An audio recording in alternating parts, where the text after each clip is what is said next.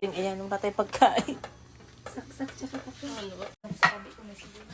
Ayan. Ayaw pang suminti ng kalan. Per na nga lang ang ulam. Ayaw pa suminti ng kalan. Kainaman na. Palit-palit ang kalan. Palit tayo ng kalan. Pigpild na yan. Dapat pala ginisa mo na. Awang sibuyas ngayon, wala. Igigisa mo pa. Pakaluan na nga lang natin dyan. Parang shabu-shabu. Parang sinigang. Parang shabu-shabu baga. Oh. Ba't nilagay mo na agad?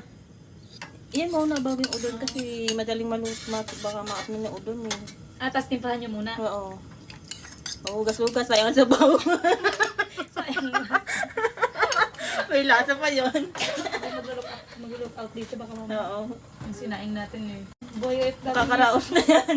Kaya gusto ko yung parang Tamang asin lang. Ano yan? Machi sarap? Oh, walang bawang sibuyas pa. Paminta. Marami pa yung sabaw sa sardinas. Bango din naman siya. Ang bango niya. Oh. Ay, puta. Udon. Miss Juan. Bakit yun na yun? Yun na yun. Wala na. Dagdagan mo tayo. Lahat wala na. Okay. Wala na nga tayong sahog eh. Titipirin mo pa kami sa udon. Nadala yung udon. Hindi dagdagan mo. Hindi yan nalobo.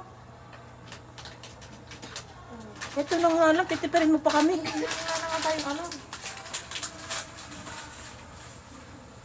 Tapos expert pa ata yung udon natin. Hindi ah. Nasaan yung kabiyak? Ayan na yun. Ayun na yun. Oo, yun na yun. Huwag ka na maghanap. Walang tayong mailalabas.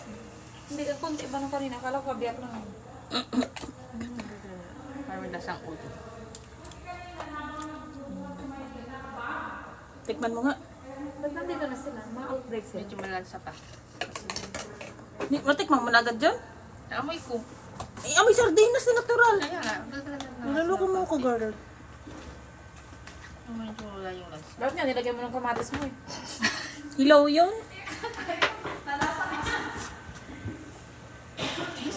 Abangan.